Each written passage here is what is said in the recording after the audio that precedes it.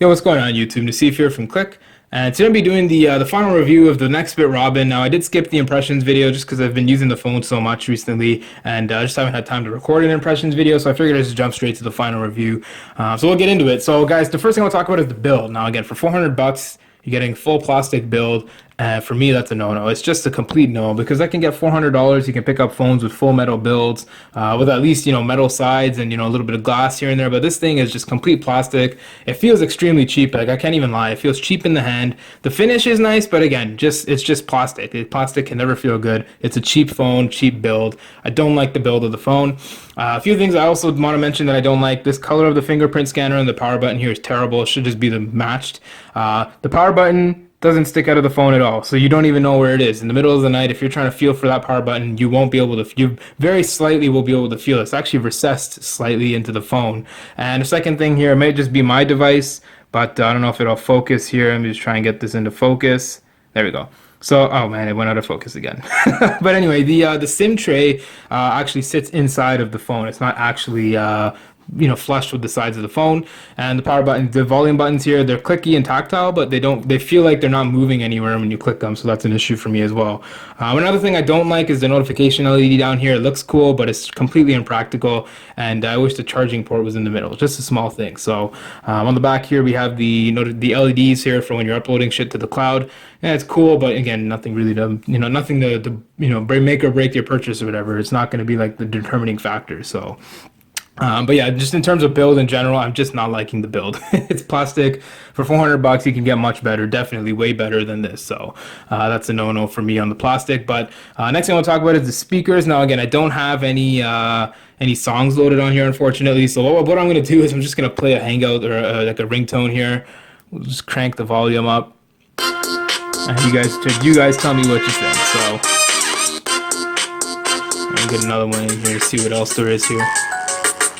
I don't know if you guys can hear. I'll just go back to do not disturb. I don't know if you guys can hear it, but there is a little bit of a crackle in the speakers, and I've had this issue consistently since I unboxed the phone. And a software update earlier on fixed it. Not fixed it. It made it a little bit better, but it's definitely still there, and it's definitely noticeable, especially for me. Like I hate that crackling noise. It just makes it sound like the speakers are some cheap Chinese shit that they picked off of the assembly line somewhere. So that's definitely, again, another no-no for me. But I mean, the speakers, they're front-facing, dual front-facing speakers. They're loud. They're not as loud as HTC or the iPhone 7 Plus or, the Nexus 6P and stuff like that, but they are, louder compared to a bottom-facing speaker.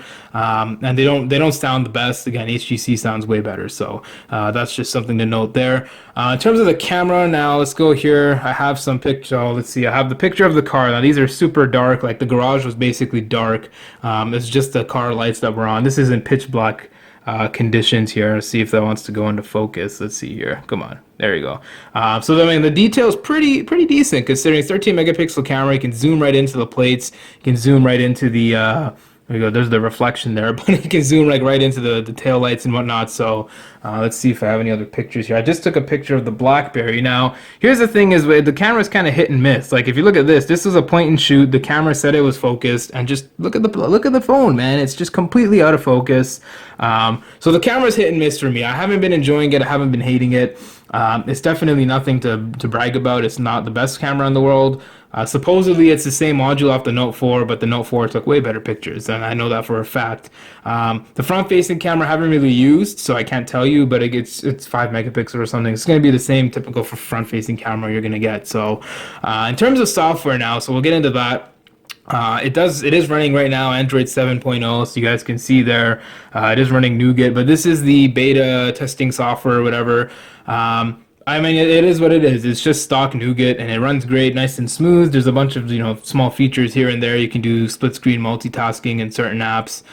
So if I'm in settings here, when I multitask with the gallery, you can do it. Some of the apps are a little bit buggy, and you can resize it if you want to go full screen with that. With an app, you just drag that slider down. So it's nice and smooth, built in really well. And then you have all the other features that came with Nougat. You don't need to get into that very much. And it just runs smooth. It's nice, smooth OS, no issues, no glitches. That's pretty much it to talk about the OS. In terms of battery now, let's see here. Do I have any stats? So right now I'm at, Where's the percentage here? 18%. So I'm at 18% battery, and I've got 2 hours 40 minutes screen on time. Now this is not great. This is actually way below average. You probably get about 3 hours, 3.5 hours if you're lucky on screen on time. And I've read these in other reviews. The battery on this is just not going to blow you away. Supposedly Nextbit's coming out with some new. I think it's like some new software. I forgot what it's called. It's like some next level doze feature on their new software where it's basically overnight, or if your phone's on standby for a while, it actually shuts the phone off and leaves. I don't know how it works for 100%, but from what I read, it shuts the phone off, leaves your Wi-Fi and data on. So if you do get a notification, it boots the phone back up. So I don't know how it's good. It's probably like some super deep sleep mode, and that's supposedly supposed to, give you some crazy battery life. But again, nothing here just yet. So we'll look for that in the future if the phone's still around, but it's not going to be, but that'll be in another video. Actually, you know what? I'm not even going to make another video. It's just because of the build, guys. $400. It's just not worth it. The phone is great, guys. Don't get me wrong. You get amazing specs, but I just can't get over the fact that I have a $400 plastic. Oh, man, I'm choking on something there. Oh man, this is what happens when you record too many videos in a row. But you do have a $400 plastic phone. And the iPhone, again, I know the iPhone's not $400. It's way more. The Note 5's not $400. But those are just built way better. And I have those phones in house, and I can't see myself going back to a phone with no metal on it at all. So that's why it's going back. I'm sending it back tomorrow. But if this is going to be like your starting phone, definitely worth it. Also, I want to talk about the screens. We have 1080p LCD. It is actually a very high quality LCD screen. Haven't had any issues with it. Colors are very accurate. Actually, some cases they pop, like not like an AMOLED, but they do pop more than an average LCD screen. You won't be able to see it on camera, so there's no point in trying to show you. But take my word for it. The colors they look fantastic on here. But the one thing I don't like is this bezel that runs all the way around, the black bezel. Again, it just makes the phone look like it's cheap. It just, it's not made precisely with precision and all that stuff. Even if you look at the BlackBerry here, like the bezels on the edges here are, let's see, do I have any screen? Oh man, the clock's on. Hold on. Let me get to the home screen on the BlackBerry here. 4%. So let's see here. So I'm just trying to get to an app here with like a white background so you guys can see. Anyway, so again, the BlackBerry, the bezel here is kind of, it's not edge-to-edge display, but the bezel looks smaller to me. So that's just something that I noticed. And you notice the bezel because the front of the plastic part of the phone here is completely different color to black, right? It's like a midnight blue or midnight gray or whatever you want to call it. So that's just also something that I don't like about the display. What else I want to talk about here? So we talked about the battery life, camera, software, build. There's not really much more to say. The cloud feature is cool and all, but it's not enough for me to keep this phone, guys. So I will be sending this phone back. Unfortunately, it didn't pass my expectations or whatever. But I think if this is your first phone, or if it's a phone that you really enjoy or really want and you just want to use it, then go for it. It's a fantastic. Don't get me wrong. Again, it's a fantastic phone, but I just can't get over the build and the fact that we've blown $400 on this thing almost. And the build is terrible. So that's just my thoughts on it. Just even tapping it on my hand, you can feel everything inside just vibrating. The vibration motor on here farts a little bit. I don't know if you guys noticed with like the cheaper Chinese phones, vibration motors are very cheap. So it is what it is, guys. That's my final review on it. Do I recommend it? If you have an iPhone or something, or like a Samsung or something like that, and you're looking to upgrade your phone or whatever, it's just not worth it. Don't bother. Just stick to your Samsung. Trust me, it's going to be way better.